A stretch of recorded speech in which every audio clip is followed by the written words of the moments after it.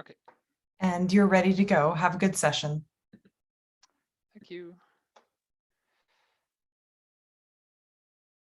Matthias, there you are.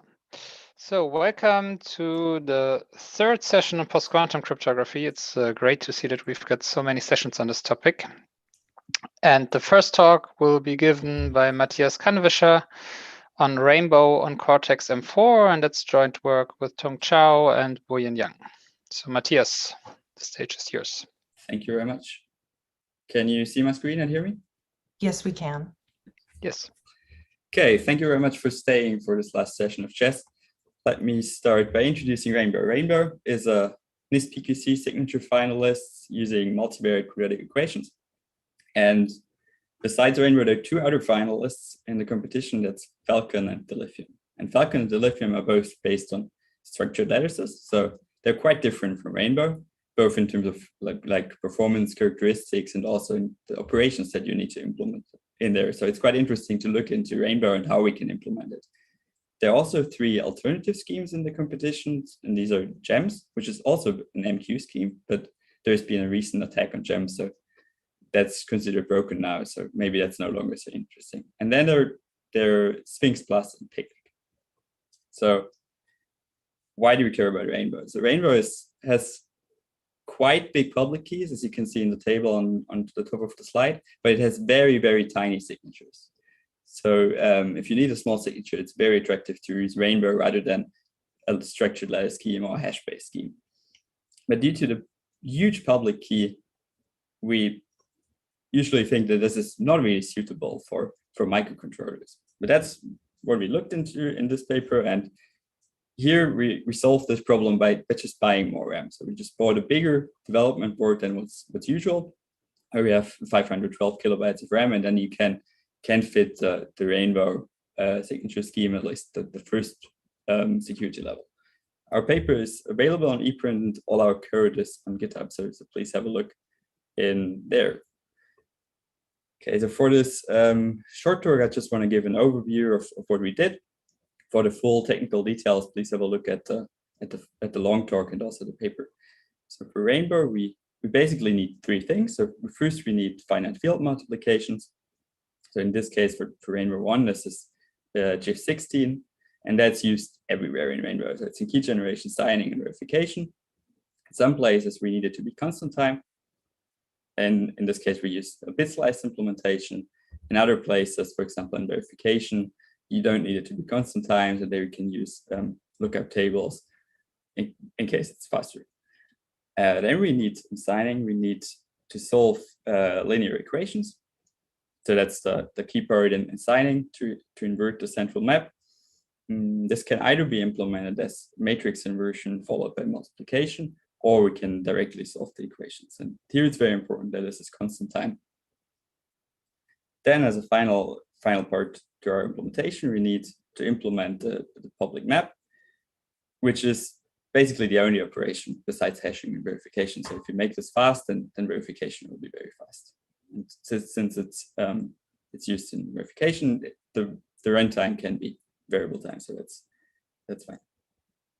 Let me share a little bit more details on the finite field multiplication. So in Rainbow, this is constructed as a tower field. In the case of Rainbow 1, this is actually 16. So each of the field elements is represented by 4 bits. And almost always throughout Rainbow, this is the multiplication of a large vector by one scalar. And the straightforward implementation of this multiplication would be to use a lookup table. We could, for example, use a small lookup table where we do one multiplication, and then this will take us 3 cycles. So 1 cycle for computing the index, and at least one cycle for fetching from memory, and then 1 cycle to recombine the results. We could alternatively also use a larger lookup table and to do 2 multiplications in parallel. Then basically the cycles half for 1 multiplication. But you need to be careful here because the Cortex M4 cores may have a cache. So we cannot use this for secret addresses. So we can only use this multiplication for public data. Then the alternative, if we want to have it constant time, is to bit slice the multiplications. So we bit slice 32 elements into 4 registers and then implement the multiplication with logical operations. And what we present in this paper is then a bit slice multiplication that takes 32 cycles for 32 multiplication, excluding the bit slicing part. So this was then to 1 cycle per multiplication, which is quite a bit faster than the lookup tables. So let me show you the results of this work. We see that our implementation is much faster than the previous state-of-the-art implementation, even though they have implemented the previous version of Rainbow, which has a little bit smaller parameters, and they were using lookup tables throughout the implementation. So we now have a constant time implementation that is 2 times faster than in signing and 7 times faster in verification. So it's quite a significant speed up.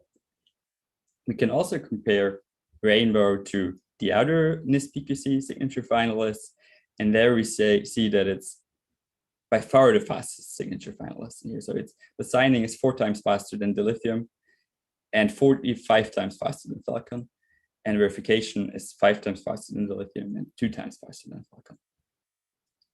So let me conclude this talk.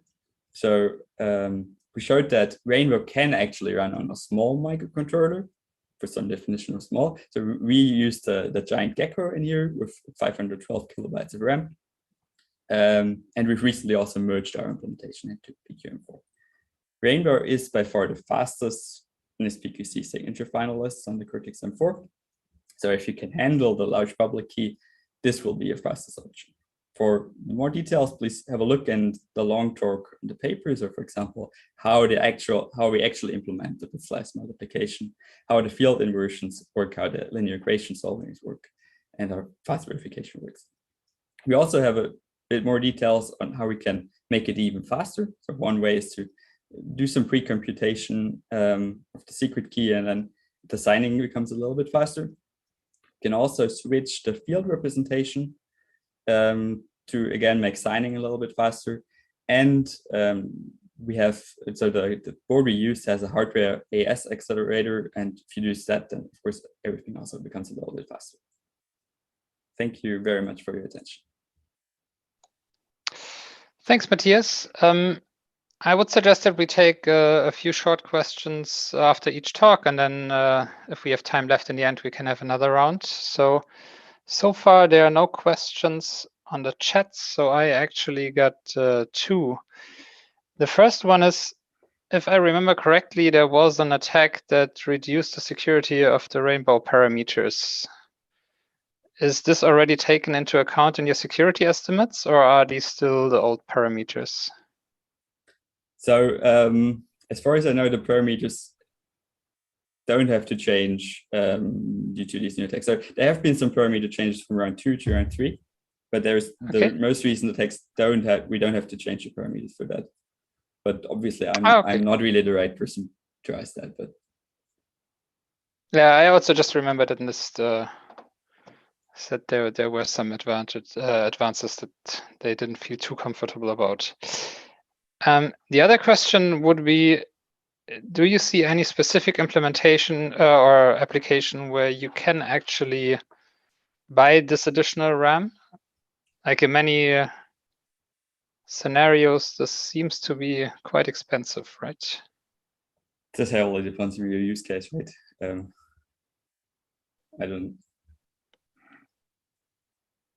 mean, usually you wouldn't buy more RAM. You would need to take this into account from the start and then make sure that you have enough RAM. It depends. Okay. Otherwise, I mean, you could also do something like streaming in the public key.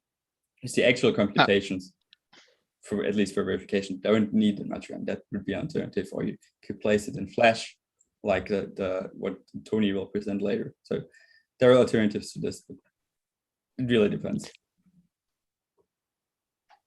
Okay, thanks. There's one more question by Dan. The big amount of RAM, that's an answer that is needed is because of the public keys. Can you in theory also store that in ROM? Or do you need to do something with the public key first?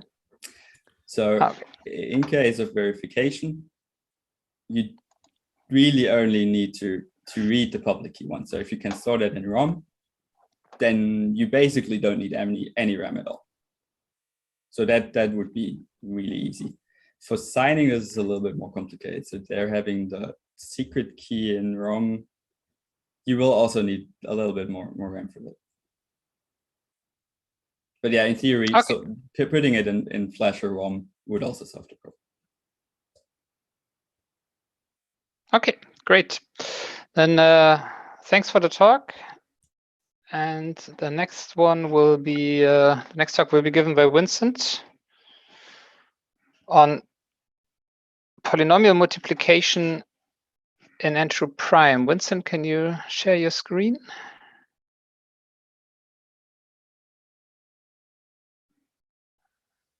So far, I only see a black screen. Can you hear me? I can hear you, but I cannot see your slides yet.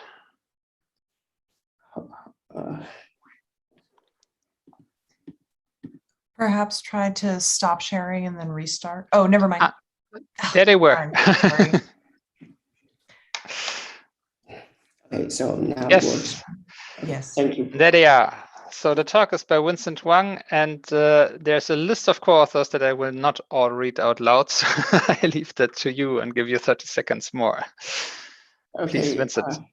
Thank you for your introduction. And I'm Vincent Huang. I'll talk about how to multiply polynomials in N through prime on Cortex M4.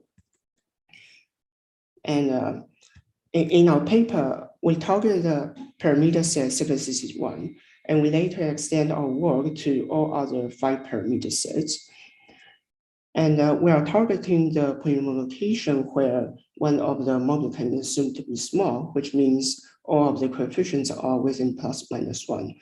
And additionally, there are also polynomials where they are short, but we are not making this assumption. And for multiplying polynomials in N through prime, we propose 2 approaches. The first one is good tricks, and we ignore the algebraic structure of the coefficient ring in this case. And the second approach is a mixed strategies approach, and we stick to the coefficient ring of N through prime in this case. And we also propose 2 different implementations for the first one is iterline several small radiuses, and the second one is handling a large radius computation with Rogers trick. And for efficient computation of polynomial product, our goal is computing the convolution efficiently, bounding the maximum degree of the polynomial product of polynomials in N through prime. And this can be achieved by choosing the size of convolution at least double size of the polynomial modules in N through prime. And we compute the convolution with efficient computation with entities. And entities is a charming characterization that convolutions can be characterized into, can be transformed into permutations after efficient computation of the entities. And even without the efficient computation of entities, we can still look at the idea of good trick, because the application of efficient computation of entities is independent of the idea of the multidimensional convolution provided by good trick. So good tricks, we permute the coefficients to transform the one-dimensional convolution into a two-dimensional convolution. And we can then apply entity computation, either efficient or just a net computation of entities, to a certain dimension. And in this case, we already see in the asymptotic behavior of the number of mutations is already reduced. And the appendix, I give a very small example showing that size convolution with district is already very efficient than the straightforward application. And for computing entities efficiently, we employ cumulative FFTs. And for cumulative FFTs, we commonly choose the size of we commonly split the rings according to a small prime factors of the size of the convolution. In particular, for our Gaussian limitation of paper, we choose a radius to Coolidge FFT, and for all other mixed radius commutation, we choose small prime factors. And this is our first limitation for the mixed radius approach. So after 5 splittings of the polynomial rings, we eventually reach several side-6 commutation of the polynomial product, where the order is implied by the digit reversal function.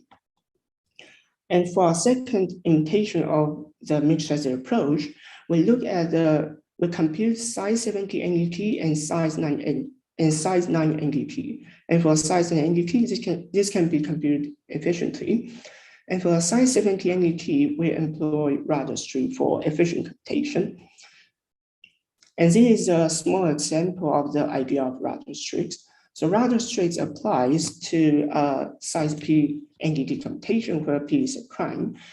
And by simply permuting and here I take a small example of size 5 NDT computation. So first we look at the computation implied by mapping I to the I. Then after this permutation, we can rewrite the commutation as a size 4 convolution. And this size 4 convolution can be computed efficiently. Size 5 NDT can be computed efficiently.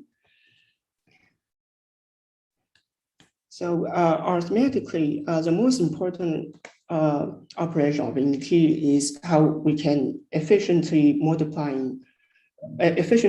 performing modular multiplication and modular reduction. And for modular reduction into ZQ, where Q is a coefficient specified by entry prime, we employ 32-bit barrier reduction by utilizing the DSP extension in Cortex-M4. And for employing Montgomery multiplication for our Gaussian implementation, we employ 32-bit Montgomery multiplication by utilizing the powerful long multiplication. And for butterflies, and for our mixed radius implementation, we commonly have to compute butterflies that are not of a size of power of 2. And our approach is that we simply look at the mathematical characterization in the comments, and we find the pattern matching the design instruction. And after computing the product, we then apply 3 barrier reduction.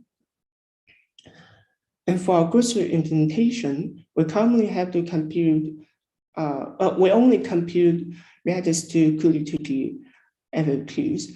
So our decision is we compute 3 layers of the radius to splits at a time. So we don't really need a lot of memory operations.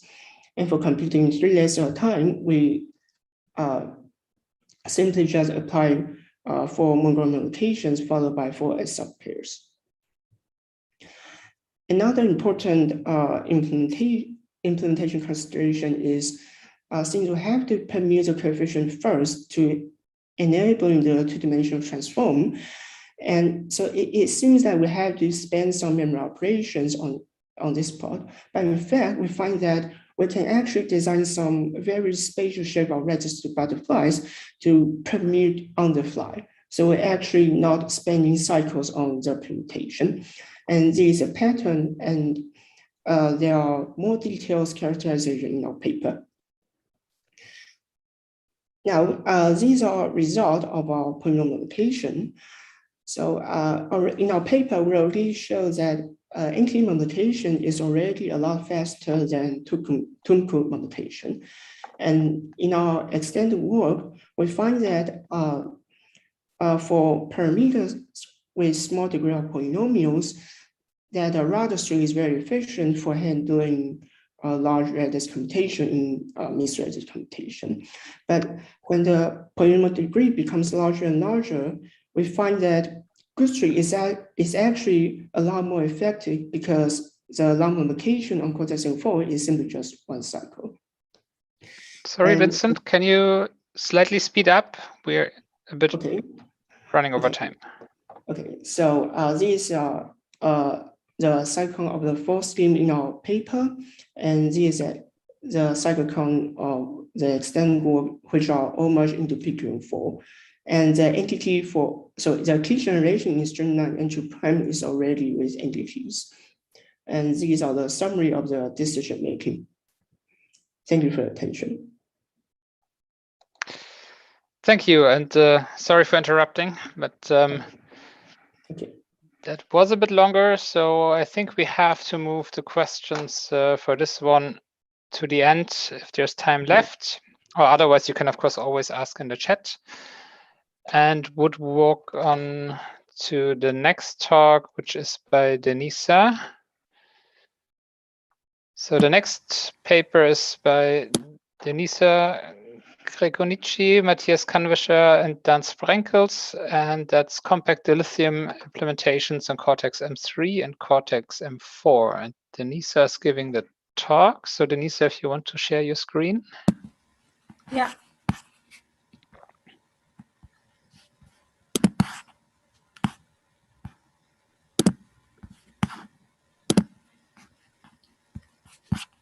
Okay, perfect. Yeah. Denisa, stage is yours.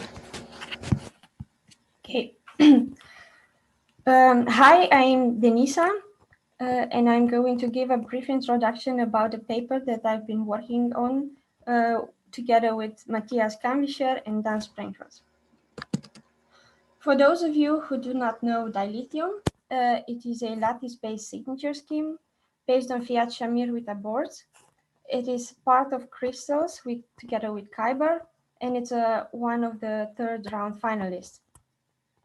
It is based on, yeah, something happened on my screen and I thought the session was out, sorry. So it is based on the hardness of module LWE and module CHES, and it has small keys and signatures. It operates in the polynomial ring RQ with a 23-bit modulus Q. This configuration allows us to perform efficient polynomial multiplication with the entity or number theoretic transform. Our target platforms are ARM Cortex M4 and ARM Cortex M3. For the first one, we are using the STM32F407 discovery board, and for the M3, we are using a Arduino DUI board. They are both 32-bit platforms with similar instruction set architecture. However, what's interesting is the 64-bit result multiplication instructions, which on ARM Cortex M4, they are in only one cycle, while in ARM Cortex M3, they are in variable times. Why is this important for Dilithium? That's because the coefficients are represented in on 32 bits, which means that the implementations of ARM Cortex M3 would be not constant in time. So how did we solve the non-constant time multiplications? Well, in M3, there are some multiplication instructions that are constant time and yield in 32-bit results. So we thought that if we would have a 16-bit input, the multiplications would fit in 32-bit results. Therefore, we thought about representing the 32-bit multipliers in base 16, and then we applied a schoolbook multiplication to get the 64-bit result, only using 16-bit chunks.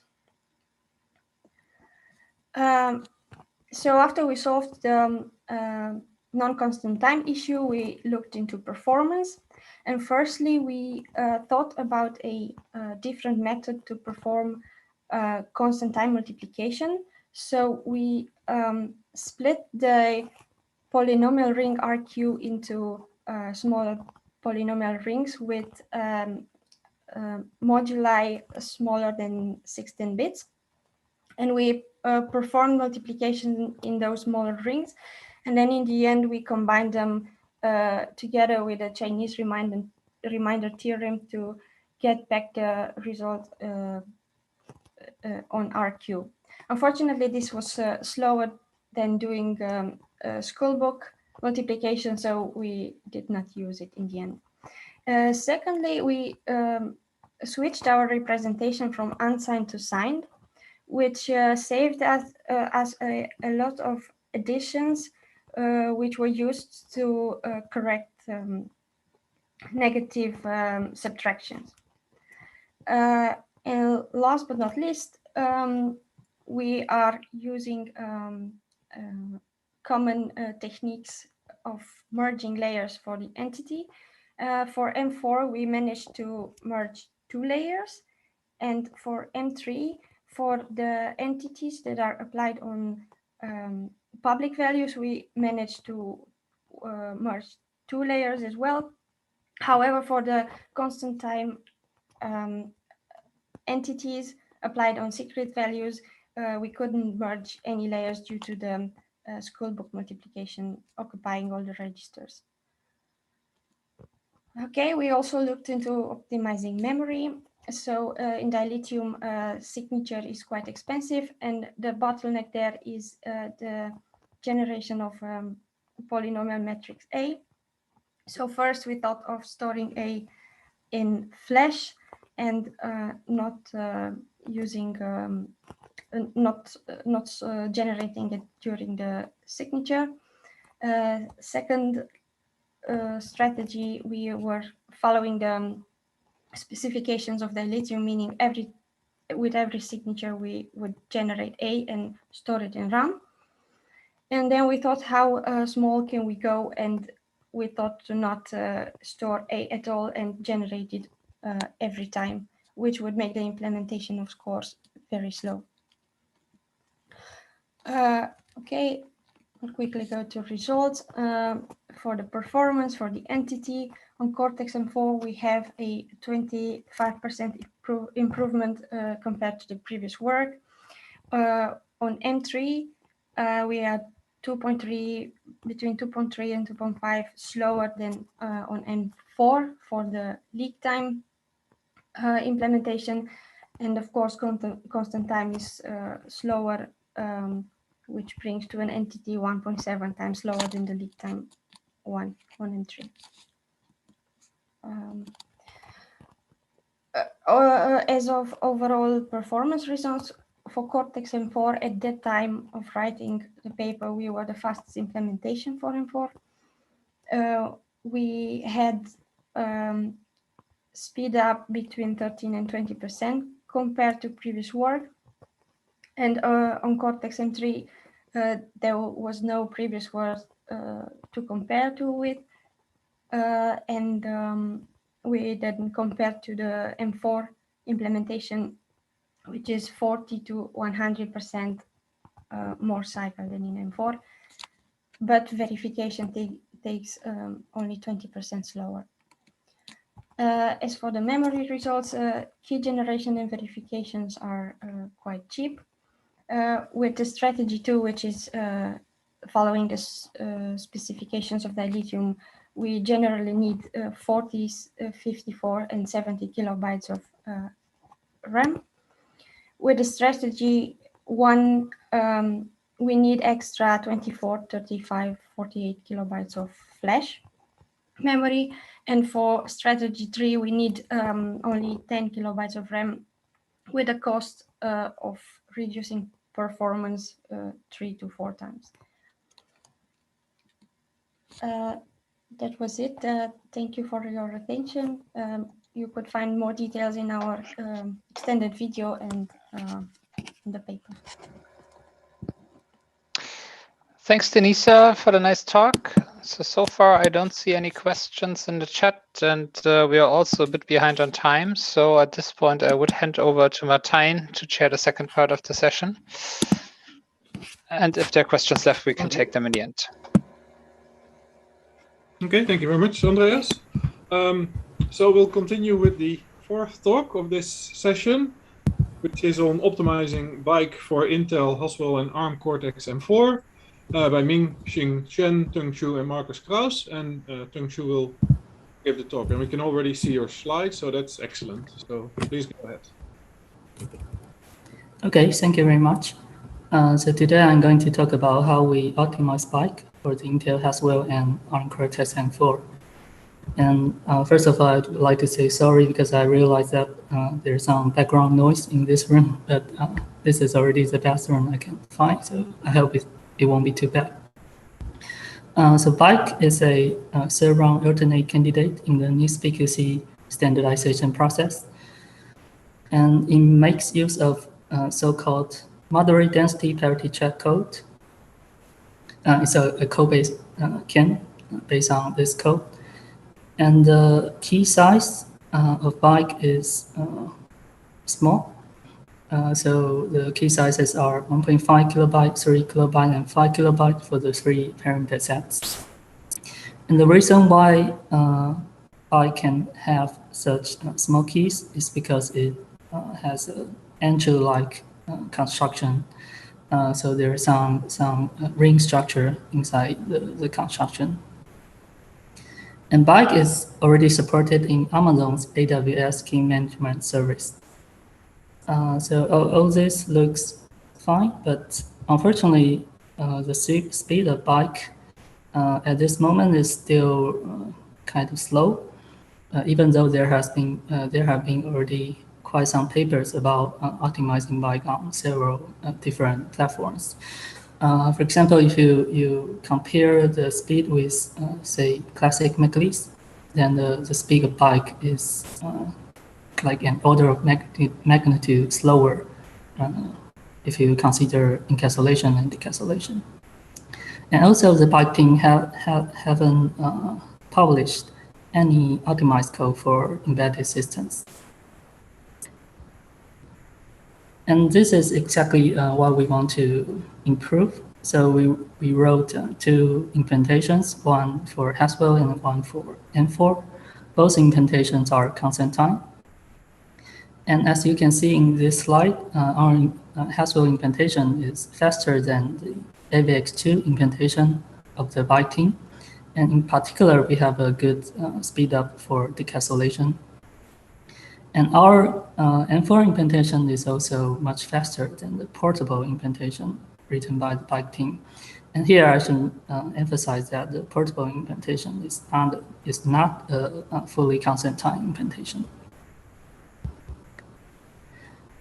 Okay, and in terms of implementation, well, actually, simply speaking, what we do is just to optimize multiplications in 2 different rings.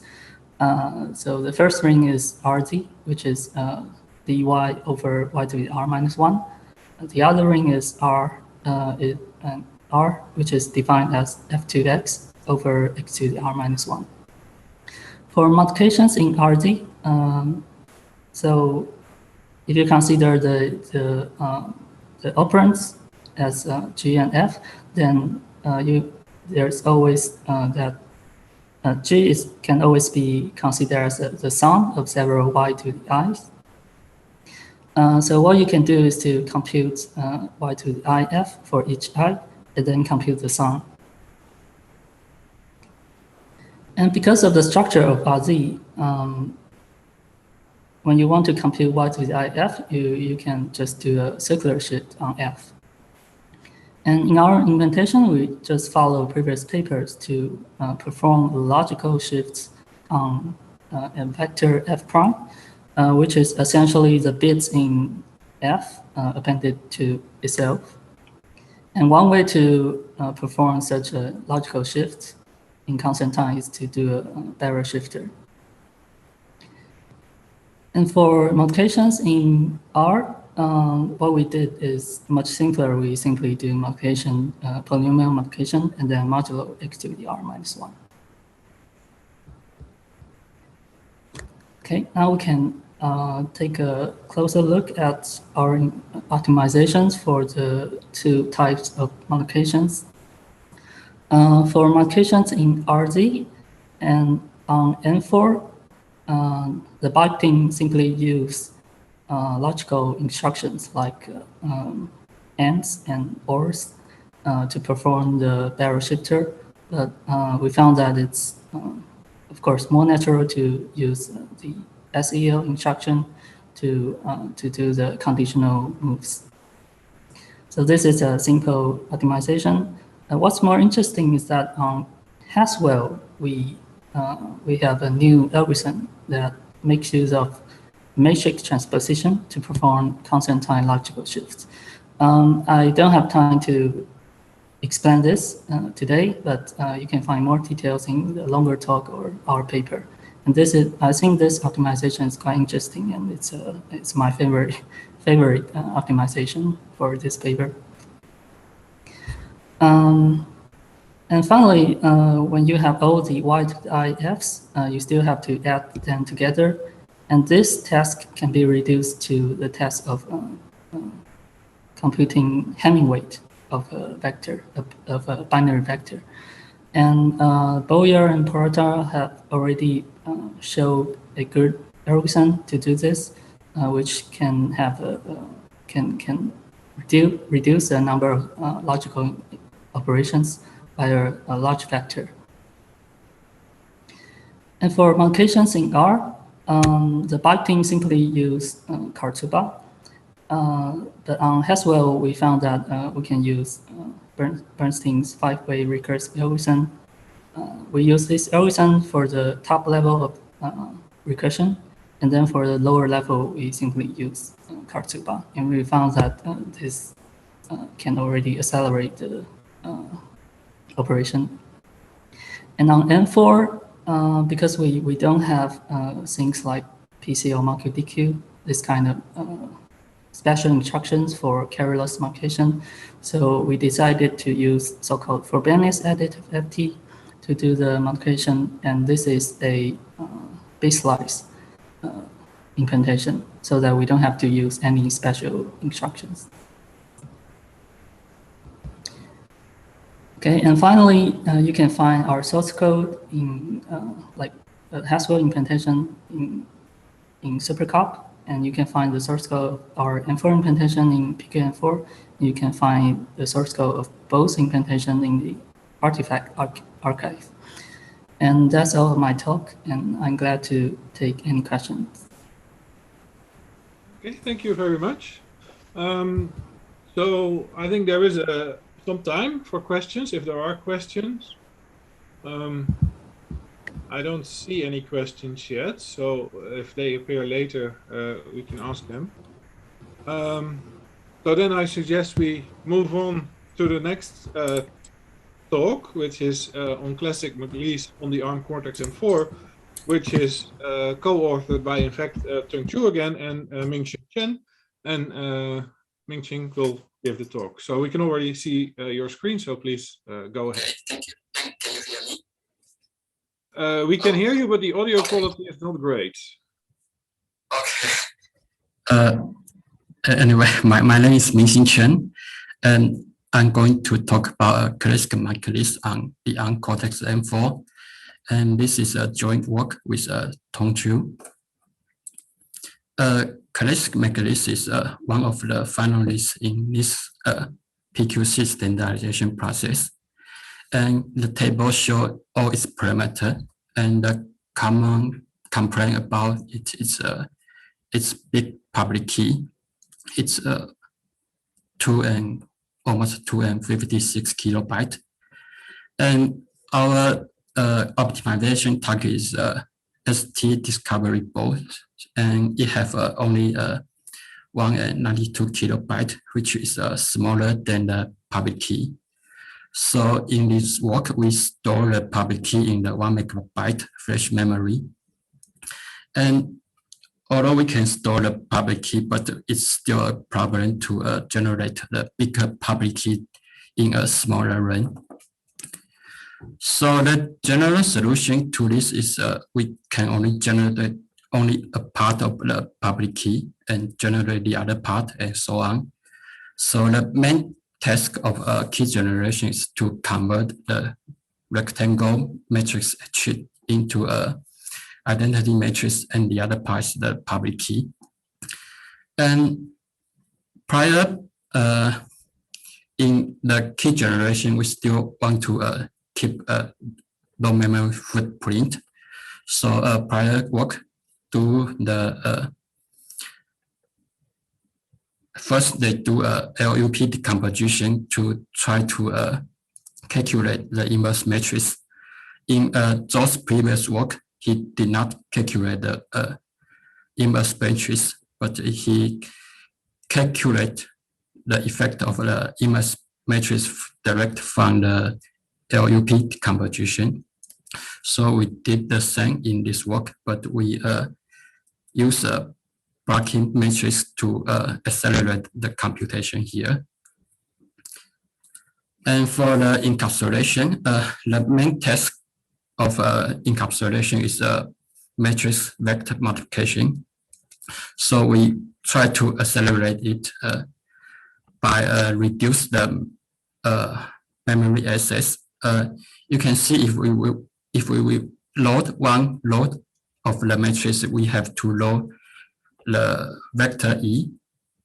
So we process multiple loads in the matrix together.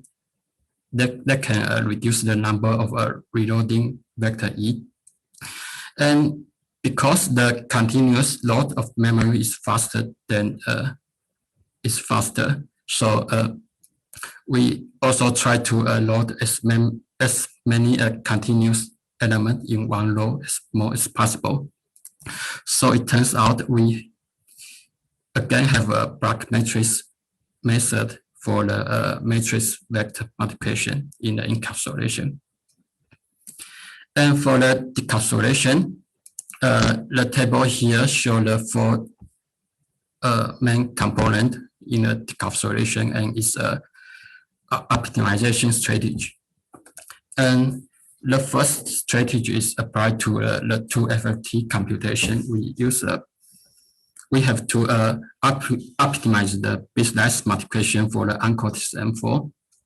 Here, the purpose here is to try to find a scanning strategy that we can prevent the register spill in the on the Uncortex M4.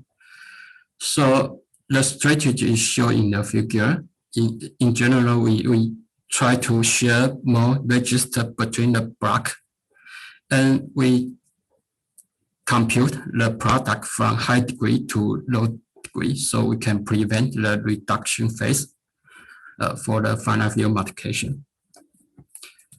And for optimization for the Black-Massey algorithm, we use a new radix 16 multiplication for the finite field. Here is if we store a coefficient of a bit polynomial in 4 bits, it's a radix 16 format. Then we can convert the integer multiplication into a bit polynomial multiplication. And so we use the technique to implement the finite field multiplication for the Black-Massey algorithm. And the result is quite interesting. From the left-hand table, you can see the radix 16 multiplication is actually slower than the bitwise multiplication.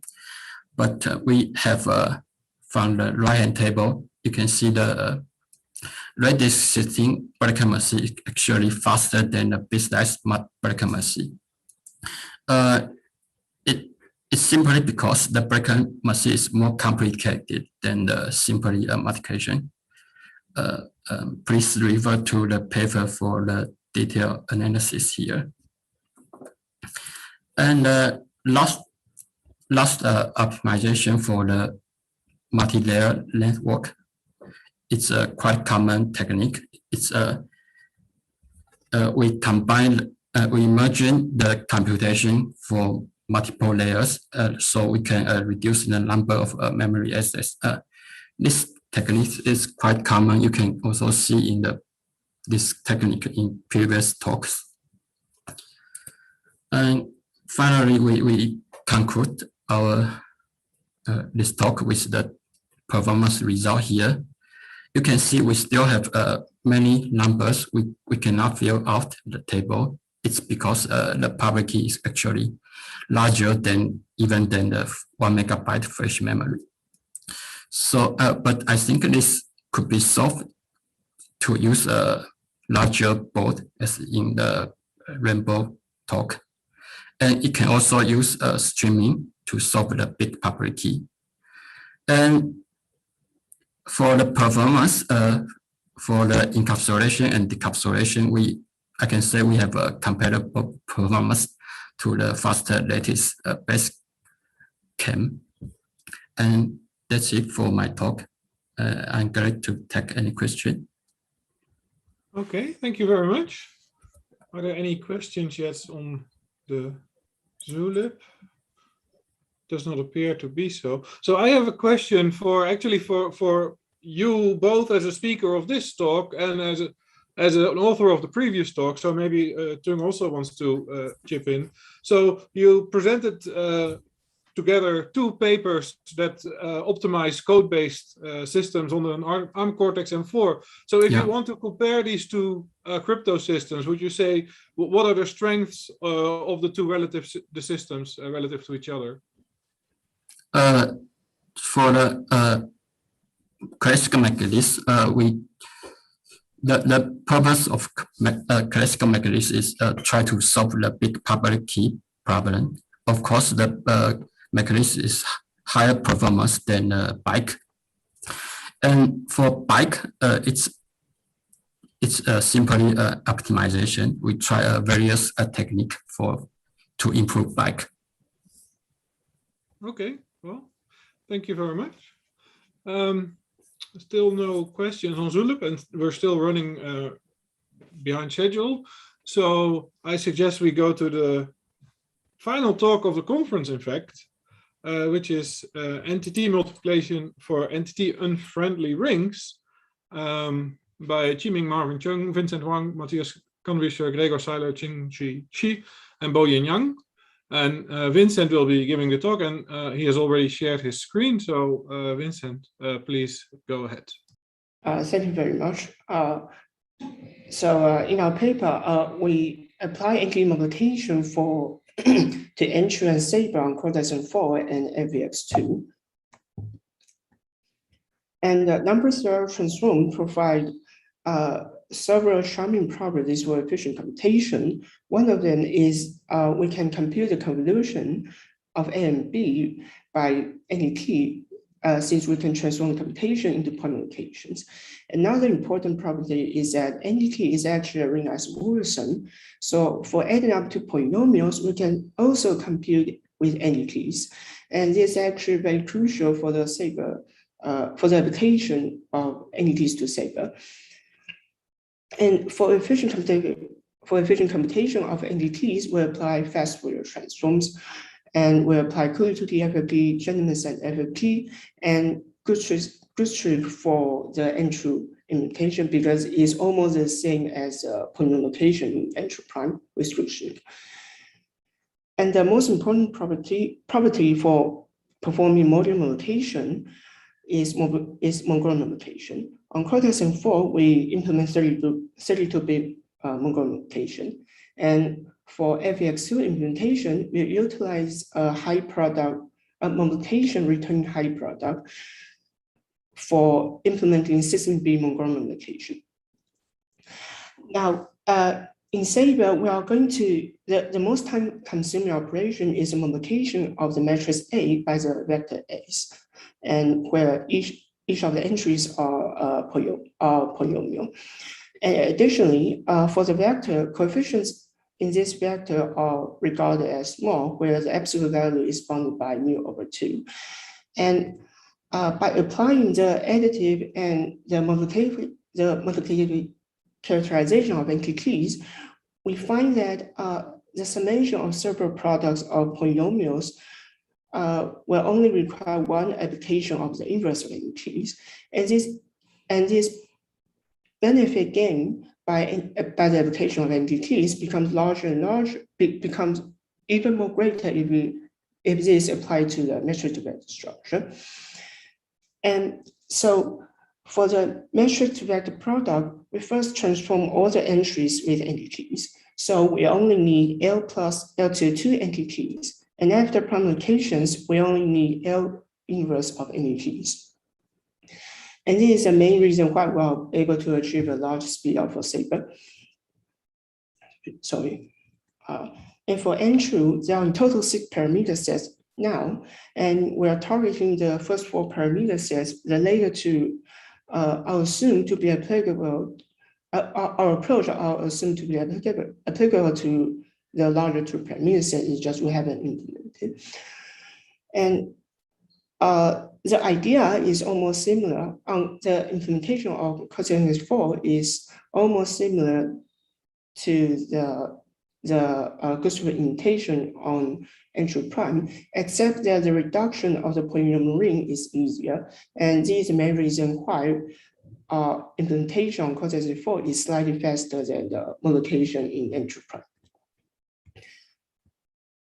And this is a result of the most time-consuming operation, metric vector multiplication and inner product in Saber. So by applying an asymptotically faster approach for multiplying the metric to vector product, we achieve a best speed up on both platforms. And since we're optimizing most time-consuming operation, we achieve large speed up on for the first scheme of Saber. And for multiplying polynomials in N-true, we achieve speed up for all but the parameter 509 on Skylake. And we believe that when the security level, it implies that when the security level becomes larger and larger, then entity is very beneficial even for N-true. And this is a result of the fourth scheme that we are not able to achieve speed up for the key generation, a lot speed up for the key generation, mainly because the key generation is dominated by the polynomial inversion. But for other parts, we also achieve speed up. We also apply our entity multiplication to the summation for the round 2, for the scheme log. And when we achieve a speed up, we are able to reduce the cycle count by 90% on Cortex-M4 and 70 to 86% on Skylake. And the main reason is because essentially the implementation is a algorithm running in projected time. So we believe these so we are able to achieve a large speed up. And this is a fourth scheme of log that we also reduce the cycle count significantly. And finally, there is a summary of the entity unfriendliness and the entity friendliness, taking if we perform a very thorough examination of each of the scheme.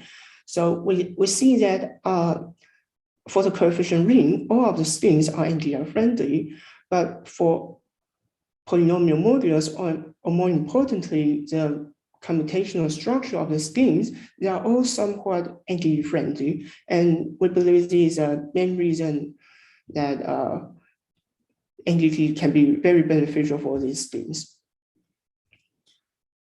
Next, for our Saber implementation on Cortex-M4, we optimize it only for speed. So we make no optimization on stack optimization. And later, Michel von Braundonk integrate several stack optimization for Saber without sacrificing any performance. And we are very thankful. And there are also other works on relevant schemes and related architecture. You can check the paper if you are interested. Thank you for your attention. Okay, thank you very much. So I think we're just going to take some time for questions, and then the closing remarks will just be a bit shorter, I suppose, or later. So are there any questions yet? Because I do have one question. So you mentioned that you optimized for speed. So if you're worried about side channel leakage, and you want to say implement masking or some other countermeasure, are your optimizations kind of compatible with these kind of countermeasures, or do you then lose the benefits of your optimization? Yes, I can. This is shown in our page. So I stop sharing screen, but this is actually implement for the paper multimodal entities for safer on Cortex-M3 and Cortex-M4. So we managed to resolve the big by big multiplication by utilizing one NDT of 132-bit NDT with 1 16-bit NDTs. So we're actually computing the full result, like the 34-bit result. Okay. So any other questions? No. If not, then let's thank all the speakers of this session and indeed the entire conference for their. And then I think I'll have to hand over back to the program chairs, although there might be a brief break for Kay and Kevin to do their Zoom magic, because it's, of course, technically the closing remarks are a new session.